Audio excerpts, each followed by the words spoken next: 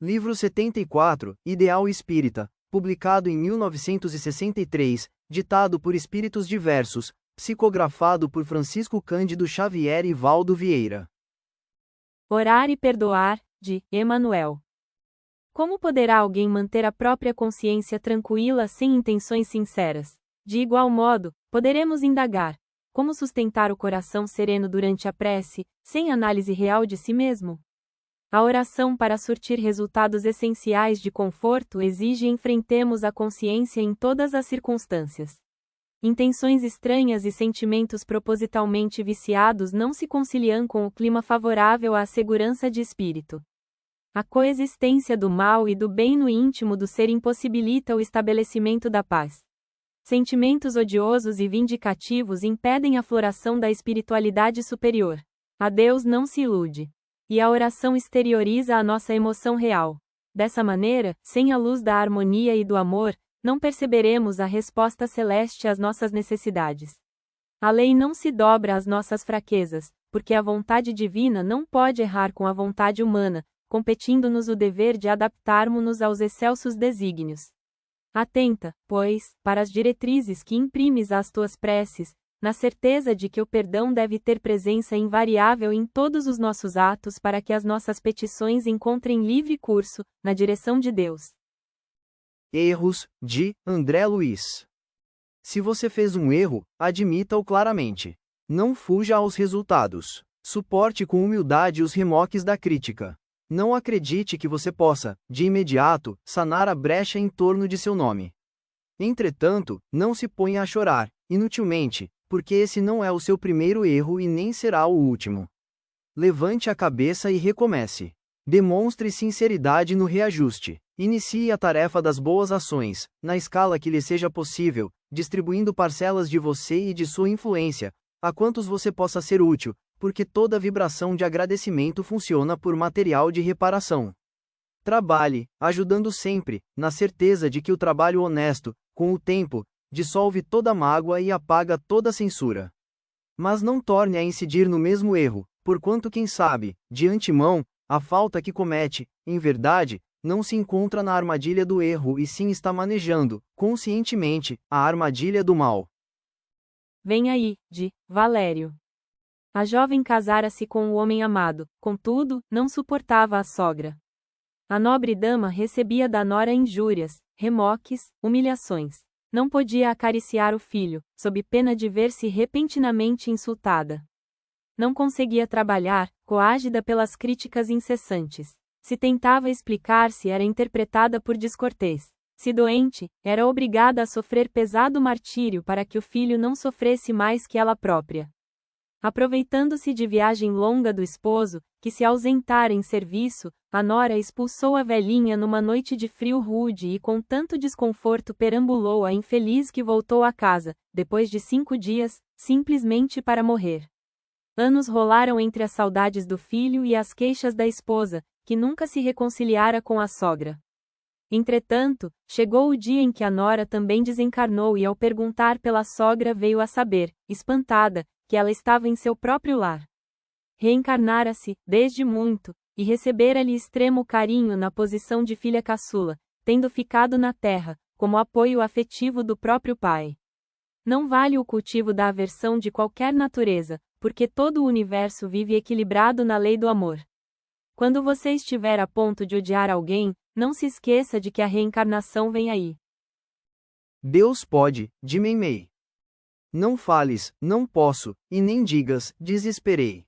Quando tiveres de explicar a palavra, exaustão, deixa que a esperança te refugie em silêncio na boca e sempre que te suponhas na liquidação de todos os sonhos, contempla as flores que desabrocham sobre as ruínas. Muitas vezes, quem sabe definir o desânimo apenas desencadeia a tragédia, abrindo portas ao crime. Estendes pão ao faminto e acolhes quem vai sem teto, entretanto, nem sempre atendes ao coração agoniado no próprio peito, rogando-te paciência. Ouve-lhe as aflições e pede a Deus te envolva no dom inefável de sua bênção. Se não consegues solucionar as dificuldades que te rodeiam, dize contigo: Deus pode.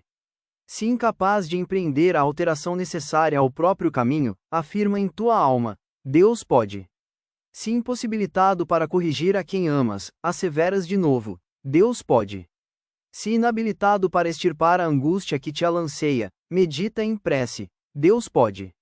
E perdoando e ajudando sem descansar, aprenderás com Deus que a luz da verdadeira vitória é feita na paciência de cada dia. Definições, de André Luiz. Trabalho, bênção do Pai Celeste pela qual expungimos as próprias imperfeições. Socorro, ação de auxílio indireto a nós mesmos, através do auxílio direto aos outros. Estudo, armazém de recursos para o nosso aperfeiçoamento incessante. Oração, apelo de nossa fé, trazendo a luz divina sobre a névoa de nossas limitações humanas. Caridade, luz santificante que revela a presença do Criador, entre a bondade e a necessidade das criaturas. Hoje, oportunidade insubstituível para a execução de nossos deveres no campo da vida eterna. Disciplina, lição que podemos aprender com a natureza em toda parte, sem a qual não estaremos tranquilos em parte alguma. Verdade, conhecimento relativo acerca do universo, do destino e do ser, que podemos guardar no degrau evolutivo em que nos colocamos. Perdão, alimento vital de que todos somos necessitados. Exemplo, prova externa daquilo que somos na intimidade da própria alma. Perseverança, altar de nossa fidelidade à própria consciência. Espiritismo, chave de libertação espiritual que Jesus nos oferece, a fim de que nos habilitemos, desde hoje, às conquistas da imortalidade vitoriosa. Treinamentos e regimes, de Sheila. Dizes-te interessado no corpo robusto e confias-te a severas disciplinas, com ginástica rigorosa e desportos educativos. Afirmas-te doente e consagras-te a tratamentos de sacrifício, suportando largos jejuns e ingerindo poções amargas. Lembra-te de que em nossa tranquilidade e segurança, necessitamos também de regimes e treinamentos. Não ingressaremos no santuário da educação sem constante exercício no estudo e nem penetraremos a glória do amor, sem a prática incessante da caridade. O atleta do corpo costuma indagar, sob os aplausos do povo: quantas vezes venci os meus competidores? O atleta da alma pode perguntar a si próprio, com a bênção divina: quantas vezes venci os meus competidores? Em nossas atividades morais, na conquista da perfeição, é justo estejamos sempre na regata de suor do trabalho nobre, aprendendo o salto mental sobre as víboras da calúnia e da insensatez e mantendo-nos na maratona da humildade, em partidas valiosas de tolerância e gentileza no amparo aos semelhantes. Na defesa de nossa paz íntima, é preciso igualmente não esquecer a abstenção dos pensamentos infelizes, com deliberada fuga aos pratos da maledicência e ao vinagre da crítica, abolindo-se totalmente o vinho da lisonja e o licor do elogio que operam lastimável embriaguez com a deserção de nossas responsabilidades. Treinamentos e regimes. Não prescindes deles na terra, para que te garantas nos domínios do equilíbrio fisiológico, em questões de eugenismo, saúde e preservação. Não ouvides, porém, que, em favor da harmonia de tua alma, não dispensarás esses mesmos recursos na sustentação da reta consciência e no cultivo da própria felicidade, porque, somente obedecendo às leis de trabalho e caridade, simplicidade e cooperação é que obteremos os títulos de simpatia e merecimento, capazes de conduzir-nos à alegria triunfante. Antevidência Divina, de André Luiz. Observe as lições silenciosas que o seu próprio corpo lhe administra, revelando a antevidência divina. Não siga desacautelado. Seus pés não se apoiam à terra à feição de simples esteios com vontade própria. Respeite as faculdades genéticas. Não é por acaso que os órgãos sexuais apenas funcionam sob a sanção do pensamento. Coma moderadamente. Seu estômago não é um só devido à falta de espaço no ventre. Eduque as manifestações emotivas. Não é à toa que o motor de seu coração vive durante a existência inteira vibrando oculto na caixa do peito. Trabalhe sempre. Suas mãos não se encontram desfrutando ampla liberdade de ação, na ponta dos braços, por meros enfeites. Fale com parcimônia. Sua língua não vive enclausurada no cárcere da boca por ser feia. Escute atenciosamente. Seus ouvidos não existem quais janelas incapazes de vedamento por descuido do construtor celeste. Veja mais além. Seus olhos não estão elevados sobre a face somente por olharem para baixo. Discirna tudo. Sua mente não trabalha como torre de comando de todo o corpo tão só para coroar-lhe a estética. Atenda à consciência. Se ela não surge visível em seu organismo é para não ter a voz selável. Lembre-se, o seu corpo assinala a excelsa sabedoria e o amor ilimitado daquele que é a inteligência suprema e a causa incriada de tudo. Desequilíbrios, de Albino Teixeira. O início das grandes obsessões é semelhante à pequenina brecha no açude que por vezes não passa de pedra desconjuntada ou de fenda oculta. Os desequilíbrios da alma começam igualmente de quase nada, principalmente por atitudes e sentimentos aparentemente compreensíveis mas que, em muitas ocasiões, se deslocam no rumo de ásperas consequências. Desconfiança, dúvida, irritação, desânimo, ressentimento, impulsividade, invigilância, amargura, tristeza sem nexo, grito de cólera, discussão sem proveito, conversa vã, visita inútil, distração sem propósito. Na represa, ninguém pode prever os resultados da brecha esquecida. No caso da obsessão, porém, que, no fundo, se define por assunto de consciência, é imperioso que todos nós venhamos a reconhecer que, em toda e qualquer crise de fome, não é o pão que procura a boca. Oásis de luz, de Meimei. Suave, suavemente, belo jorro de luz desceu da amplidão, coroando, de todo, a casa singela. Dir-se-ia que a construção fora atingida em segundo por fulgura cascata de raios luminescentes. Inflamara-se o teto de láurea rutilante. As paredes coloridas por luminárias ocultas faziam-se transparentes, despedindo bonançosas centelhas. De janelas e portas, fluíram de inesperado, caudais de bênçãos, qual se o ambiente interior estivesse inundado de nutriente energia. Chamas blandiciosas dissolviam as sombras, desabotoando prematura alvorada em meio às trevas noturnas e o firmamento, nos cimos, parecia cálida umbela deitando flores argenteadas sobre o anônimo ninho humano, que passara da condição de apagado recinto à ilha refulgente no mar escuro de alvenaria. Os insetos da noite ciciaram com mais brandura, cães das proximidades aplacaram ladridos e os habitantes de residências vizinhas experimentaram sem perceber a intangível presença de paz profunda.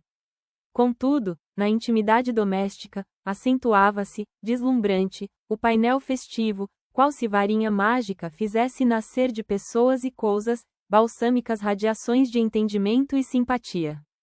Trajara-se a sala modesta de surpreendente grandeza, convertida em deleitoso remanso por banho lustral de amor puro que fichava sorrisos musicais de bondade em cada fisionomia. Halos fulgurantes revestiram todas as formas alindando-lhes os traços e as cores sob o poder de inhoto cinzel. Auréolas de esplendor tocaram os moradores, lágrimas de jubilosa esperança tremularam, furtivas, em olhos alumiados de reconforto, rostos brilharam confiantes, impregnaram-se as frontes de lume tênue, palavras ressoaram mais ternas, tonificaram-se corações em novos haustos de força e alcandorou-se a emoção a eminências desconhecidas, em transportes de irresistível candura. Na esteira de luz em torno, transeuntes do espaço respiraram felizes, enquanto, não longe, menestréis da vida maior, vocalizaram canções de bom ânimo para todo o grupo tocado de intenso brilho. A transfiguração arrebatadora e imprevista era Jesus, o conviva celeste em visita à casa humilde, instalara-se ali, o culto santificante do Evangelho no lar. Um momento, de André Luiz. Antes de negar-se aos apelos da caridade, medite um momento nas aflições dos outros. Imagine você no lugar de quem sofre.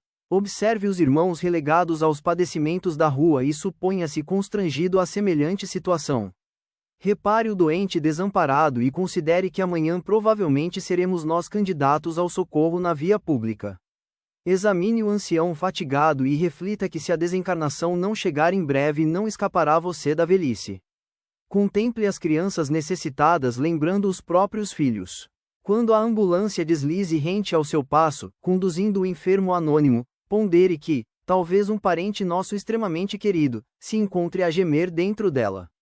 Escute pacientemente os companheiros entregues à sombra do grande infortúnio e recorde que em futuro próximo, é possível estejamos na travessia das mesmas dificuldades.